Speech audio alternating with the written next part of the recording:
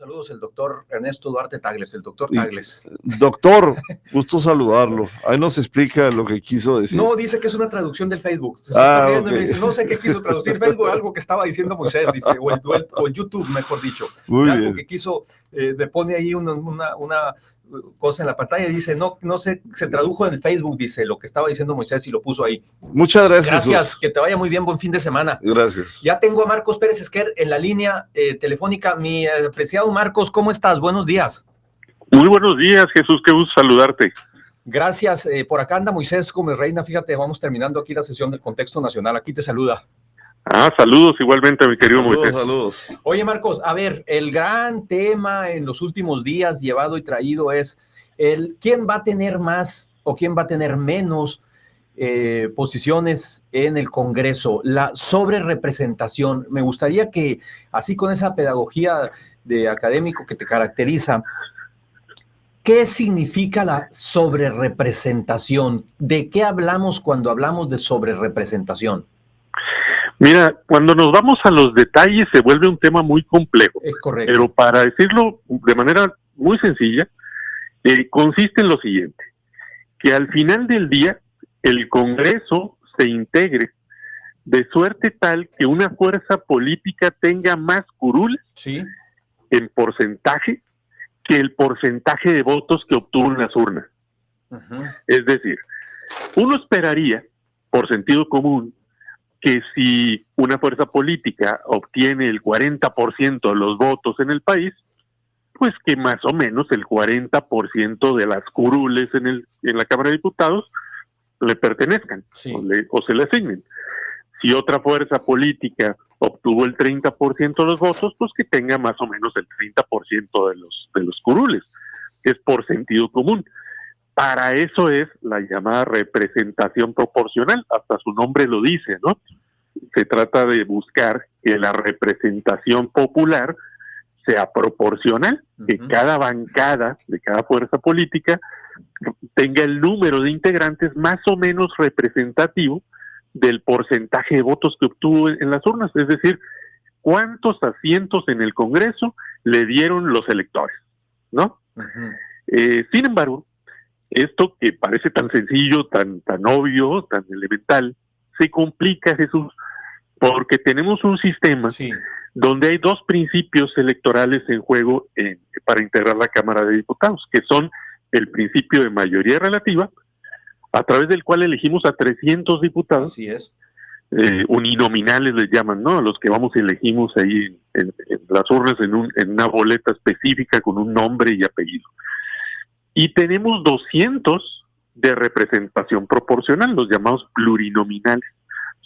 Esos también los elegimos, ¿no? Porque el voto que damos al uninominal cuenta a favor del listado de su partido político. En contexto, estaba antes de ir a la pausa conversando y continúo y agradezco que se mantenga en la línea con el maestro Marcos Pérez Esquer. Estamos platicando sobre este tema. Él lo planteaba así, o coincido, que es a veces así como complicado de entender por el formulismo que viene detrás, que es el de la sobrerepresentación. Marcos, estimado, te interrumpí abruptamente, pero ya sabes que la radio así es medio canija en cuanto a los cortes, y más que tenemos presencia en Nogales, tenemos presencia en Obregón, entonces hay que cortar porque las emisiones hacen las pausas también.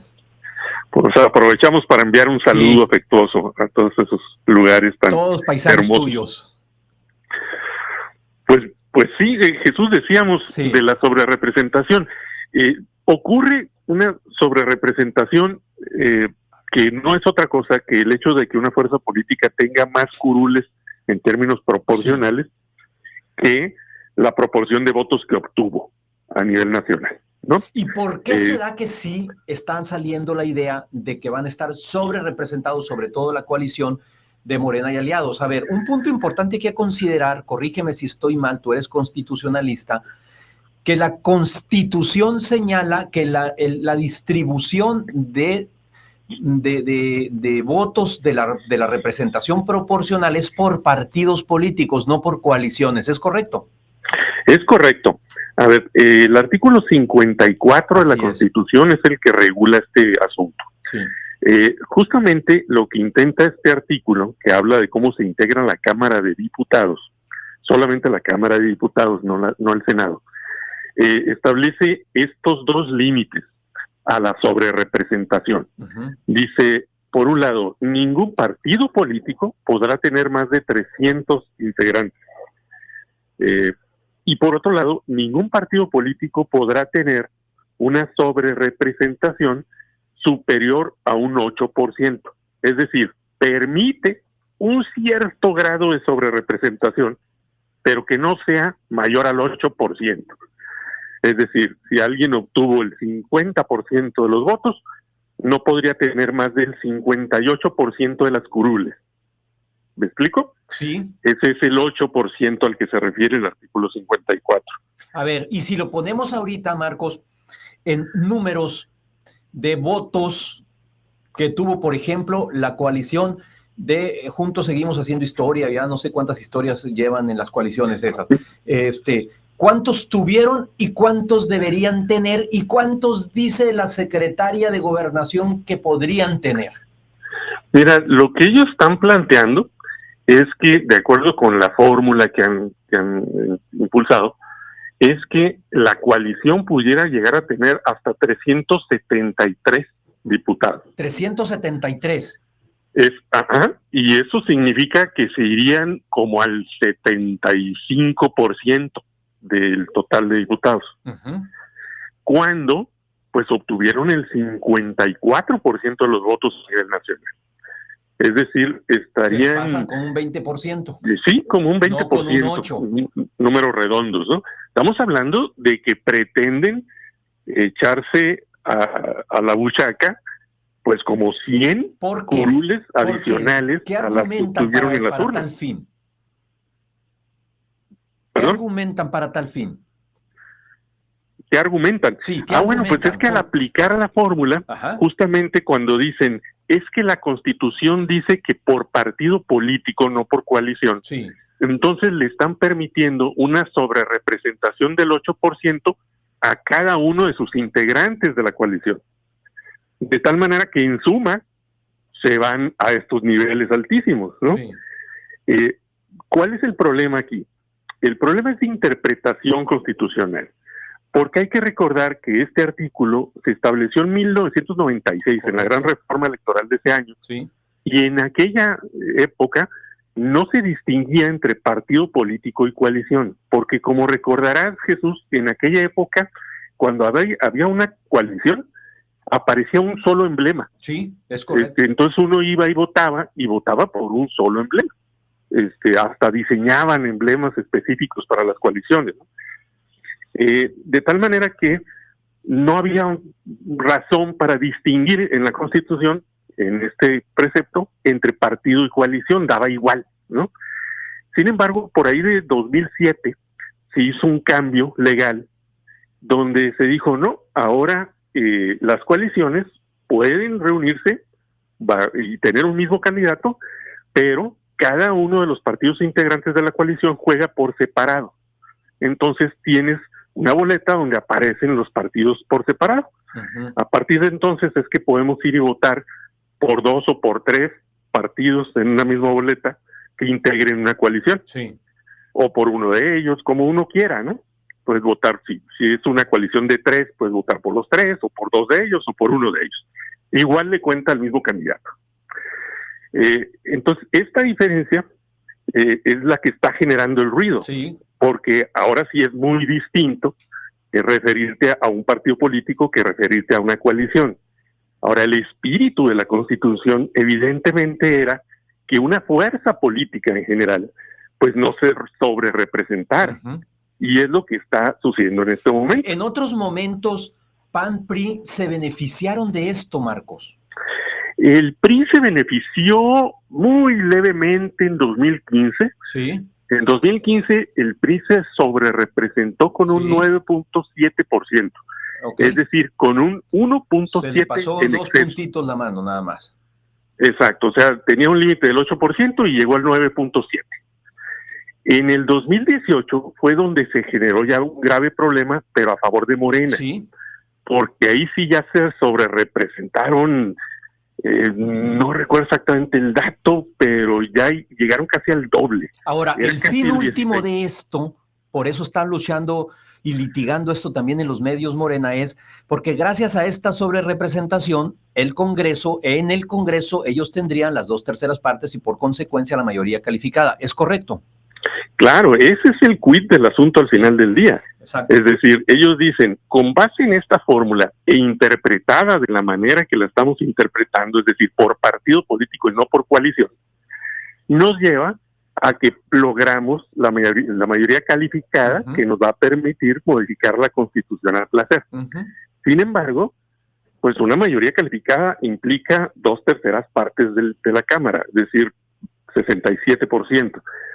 Ese 67% ellos no lo obtuvieron en las urnas, obtuvieron 54%. Es correcto. Entonces, con una, digamos, maquinación leguleya, están queriendo hacerse de otras 100 curules que les van a permitir, en su caso, hacer todas estas modificaciones que deseen a la Constitución, sin negociar con nadie, sin preguntarle a nadie, sin pactar con nadie, de manera incluso arbitraria, si así lo deciden, cuando en realidad el electorado no les dio ese poder.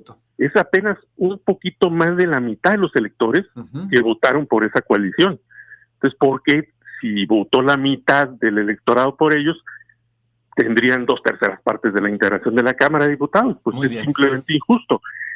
Hay un problema de interpretación de ese precepto constitucional.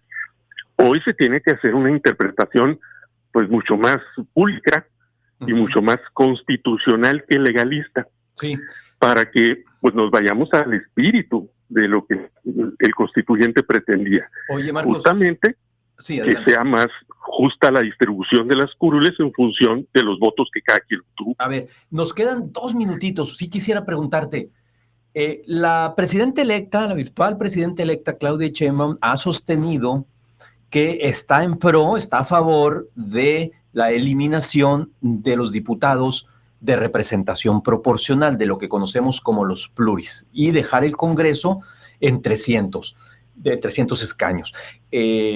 Como estuvo desde la Constitución del 24 hasta 1963, si mal no estoy. Sí, 62. 62, sí, ¿verdad? Sí. Bueno, a ver, ¿qué implicaciones tendría para el país? O sea, imagínate un escenario así, como el que incluso está planteado en el plan C del presidente López Obrador, de eliminar los pluris y que llegáramos a eso.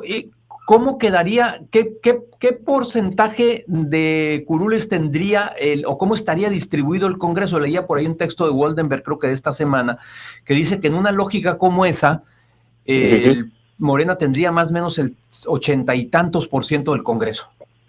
Sí, es correcto. No leía Waldenberg, pero sí, mira, la coalición oficialista ganó 256 distritos de los 300. Eso es el 85% de los distritos. La oposición ganó 44. Y es cuando es necesario entender por qué son importantes los diputados de representación proporcional. Pues. Exactamente, Jesús. Estás dando en el punto. ¿Sí? Es decir, si no hubiera plurinominales, si tuviéramos nada más los 300 de mayoría, hoy por hoy, ¿qué habría ocurrido? Que como ganó 256 distritos el oficialismo, tendría el 85% de los diputados. Así es. Y la oposición tendría el 15% porque ganó 44. Muy bien. Sin embargo, esos 256 distritos que ganó el oficialismo, los ganó con ligero margen en cada distrito. De tal manera que si uno se asoma a ver las cifras nacionales, insisto, la coalición oficialista obtuvo el 54% de los votos contra el 42% de... O sea, en teoría debería haber algo de equilibrio ahí, pues. Exactamente, tiene que compensarse de alguna manera. Tú no puedes dejar a todas esas personas que votaron por la oposición sin voz suficiente en la Cámara de Diputados, sin una voz representativa de su tamaño como segmento social. Sí. Para eso son los plurinominales, para darle más justicia a la integración del Congreso. Marcos, pues te agradezco muchísimo que nos ayudes a a ponerle luz a estos temas que efectivamente para el común de los mortales suelen ser complejos, sobre todo tratar de hacer ver la importancia de que se conserven, de que se guarden en la medida de lo posible estos equilibrios cada vez más en peligro de extinción en nuestro país. ¿Dónde te leemos? ¿Dónde te podemos seguir? Estamos en Twitter, @Pérez Esquer, también en esferapolítica.mx, y estamos en el portal de Sergio Valle, sergiovalle.mx, así como en el semanario y contraseña, Jesús. Te agradezco mucho, como siempre, y son muy fascinantes estos temas. Vamos a seguir molestándote en próximos sábados para seguirlos conversando, a ver en qué termina este asunto. Con mucho gusto, Jesús. Gracias, Marcos. Te mando un abrazo. Buen fin de semana. Igualmente.